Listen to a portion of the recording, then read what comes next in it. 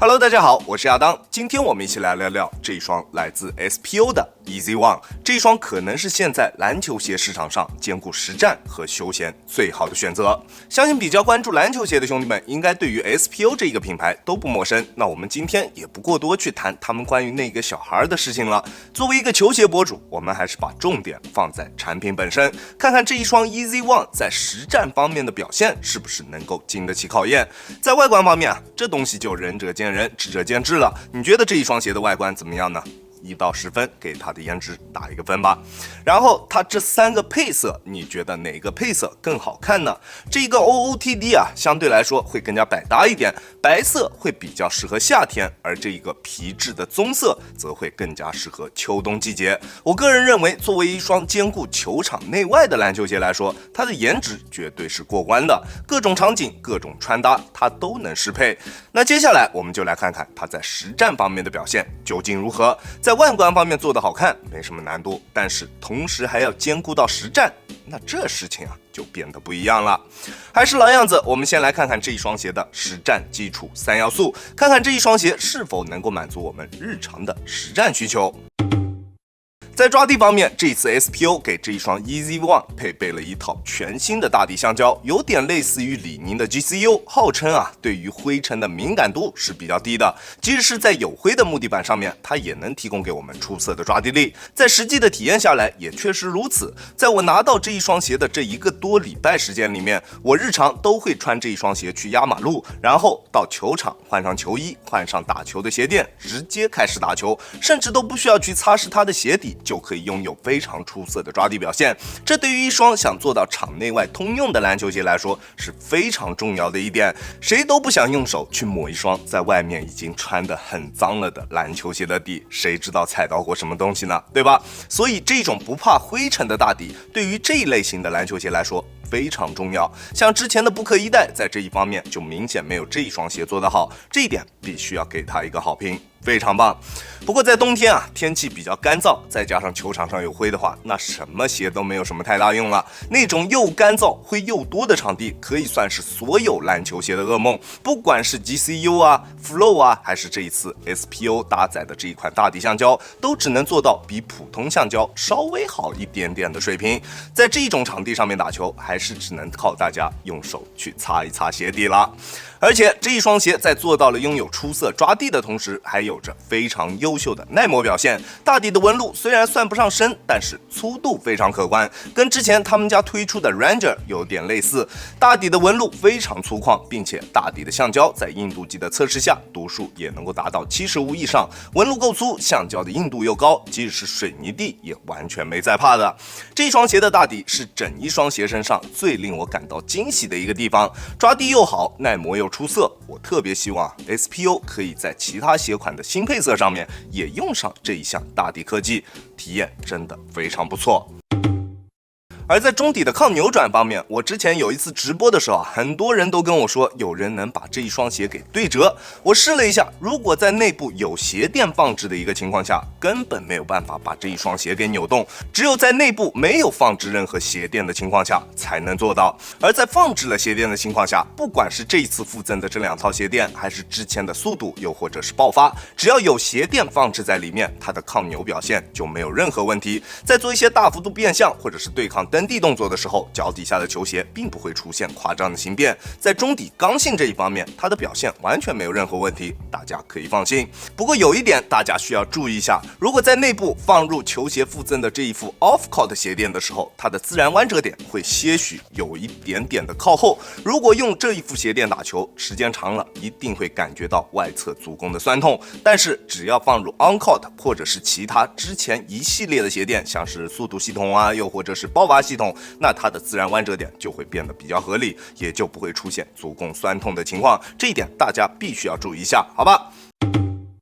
在稳定性方面，它的表现并不是特别出色。球鞋的大底使用了这种全弧形的造型，更多的还是考虑到了灵活，而不是稳定。而在使用 off-court 鞋垫或者是速度系统的时候，它的中底高度还算是比较适中的。不过换上了 on-court 或者是他们家的爆发系统鞋垫的时候，它后跟的重心就会略微有一点点的偏高，在高强度实战的时候，会觉得中底的稳定性不是特别出色，在做动作的时候还是会有一点点不太放心的感觉，这一点大家也需要注意一下。OK， 在基础3要素方面，它的表现没有什么太大的问题，抓地出色，抗扭优秀，除了稳定性不是特别出色之外，其他方面的表现都很棒。即使站在看待一双篮球鞋的角度上面去看待这一双鞋，它也绝对没有任何问题，用来打球甚至是用来上强度它都 OK。 那能够做到这一些基础的能用来打球的这一点可能对于其他品牌来说已经够了，但是对于 SPO 来说，大家的要求绝对不会就只有这一些。毕竟大家也都知道，这个品牌的定价一直都是偏贵的。作为一双定价999的鞋子，光能做到穿搭，光能做到用来打球，大家绝对不会买账。那它在风格化上面的处理做得又怎么样呢？是不是值得它如此高昂的售价呢？在脚型适配方面，它的鞋楦依旧是一个正常略微偏宽的鞋楦，对于脚型的适配范围非常广，基本上大部分脚型的兄弟都可以去选择它。如果大家想要日常压马路穿，我是建议可以把里面的鞋垫拿掉，只在里面放置这一块有一定厚度的 EVA 鞋垫，可以让球鞋的内部空间变大一点，在我们日常穿着的时候，球鞋对于我们双脚的压力会尽可能小一点，也就会更加舒适一些。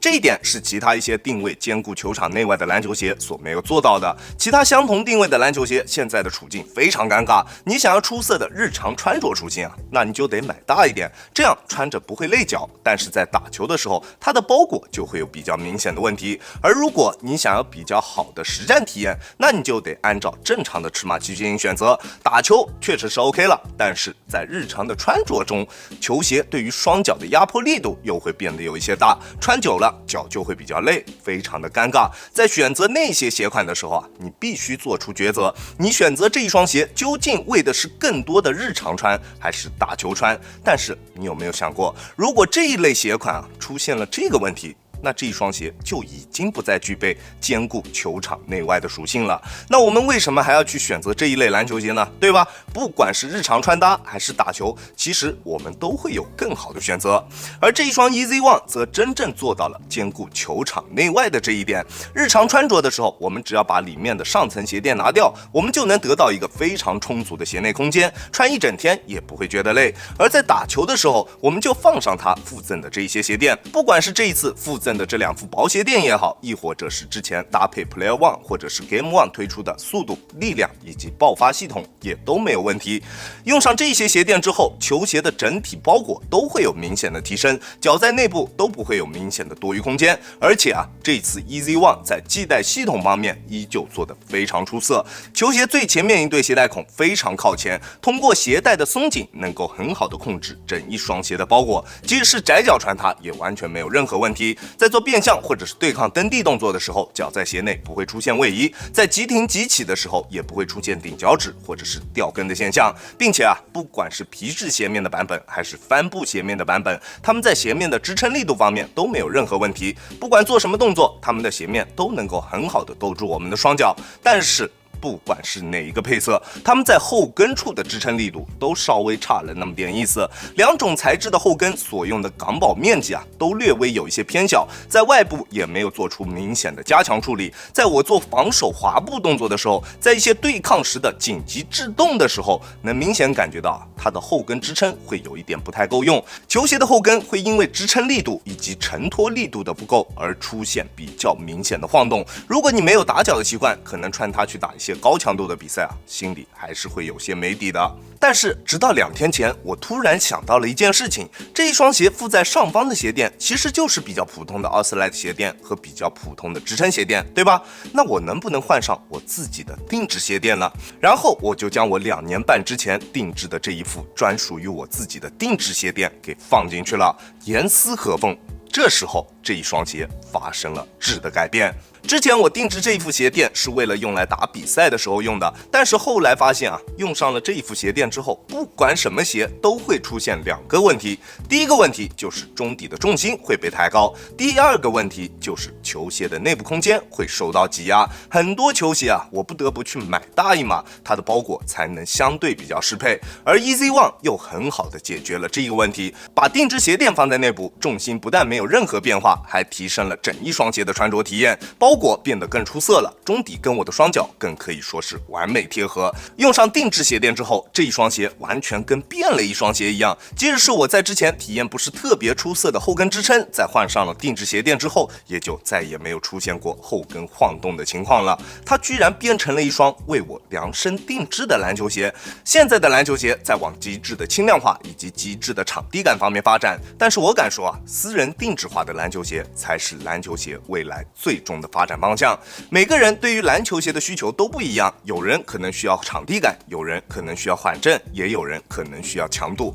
打法不同，需求也就不一样。而定制鞋垫则是私人定制化的第一步。但是在 Easy One 出来之前，其实私人定制鞋垫处境也非常的尴尬，没有与之匹配的球鞋就是最大的问题。而这一次 Easy One 的出现，可能会成为定制化篮球鞋的第一步。如果你已经购入了 Easy One， 同时你又拥有属于自己的鞋垫，不管是定制的也好，还是你平时用的比较合适的也好，把它放到里面去试一试，你一定会对于篮球鞋有新的认知。当然，这一次的 Easy One 其实也还有非常大的进步空间，比如说中底的这一副 EVA 鞋垫，是不是能够在后续给我们提供一些其他更具功能性的材料，比如说超临界，对吧？比如说这一次附在闪击11里面的这一副有一定厚度的泵鞋垫，放在里面就特别的合适。用上这一副鞋垫之后这一双鞋的整体脚感以及中底的弹性都会有非常明显的提升，因为这一双鞋其实在缓震方面的表现并不是特别出色。我180斤的体重，在单纯用脚后跟着地的时候，还是会有比较明显的震脚感。还有就是后跟的钢保面积，确实它就是偏小的，不在球鞋外部做一些后跟处的加强，它的后跟支撑就是有问题的。虽然用了定制鞋垫之后，能够在一定程度上弥补这一方面的问题，但是这个问题就是你这一双鞋身上真实存在的一个问题。还有就是鞋面的舒适度也并不是特别高，在拉紧鞋带的时候，前掌外侧在实战的过程中会有一点点顶脚的情况，不是特别的舒服。这一些都是这一双鞋应该还要去进行改进的一些地方。而在场地感方面，它的表现也只能算是中规中矩，更多的还是看你用什么鞋垫。用速度系统的时候，中底的重心会稍微低一点点，而在用其他鞋垫的时候，中底的重心就会相对比较合适一些，反应性也没有什么问题。不管用什么鞋垫，在发力蹬地的时候，脚底下的感觉都非常直接，不会有明显的泄力感，并且附在大底上方的前叉 TPU 支撑片以及较高的鞋头上跳幅度，也都能让这一双鞋拥有比较出色的滚动感。即使是在使用 Off-Court 鞋垫的情况下，在跑动的时候感觉也同样非常出色，滚动感非常棒。那这里大家可能要问了，能不能把这一次 Easy One 里面的这一副 EVA 鞋垫放到 Player One Plus 里面，再放上我们的定制鞋垫？这个我个人是不推荐的，因为 Easy One 除了鞋垫之外，它的中底还有一个 EVA 框架在的，而 Player One 在鞋垫下方就直接是大底了。在用了 Easy One 的这一套系统之后，它的缓震就会变为0，一点都没有了，体验真的不是特别好。所以考虑要这样操作的兄弟们，还是不要去考虑了，好吧？大家都说现在的篮球鞋越来越没意思了，各大品牌都在用自己家的公式敷衍着我们广大的消费者，但是 SPO 让我看到了我们国产小众品牌的想象力以及他们对于篮球鞋的思考。不管网络上怎么去评价这一个品牌，我对于 SPO 对于产品的态度绝对是认可的。不管是球鞋还是其他的一些配件，他们都保持着努力进取的态度，一直在进步，一直在提升。当初的 Player One Plus， 我是全网第一个说这一款产品做的确实是非常棒的一个博主。这一次这一双 Easy One， 我依旧给出了非常高的评价。我在这里声明鞋子确实是 SPO 送我测试的，他们也说了，不论好坏都可以去说，对我的内容输出他们没有任何的干预，当然我也没有收取任何的费用。了解我的兄弟也都知道，只要不是商单，我都是有啥说啥。也因为我这样的性格，确实得罪了不少的品牌方。在之前我看到过一一条评论，我真的看了之后非常生气。他说我的人设就是实话实说。我看到这一条评论的时候整个人都惊住了。实话实说不应该是人的本性吗？为什么会成为某个人的人设或者是标签呢？越来越多人觉得现在看测评就是为了图个乐，是因为现在大部分的博主丢掉了他们的初心，或者他们的初心本来就不是测评。如果有博主在这里还在看这一期视频的，你问问你自己，你的初心还在吗？好了，那今天的视频就到这里结束了，我们下期视频再见吧，大家有空来做。Peace。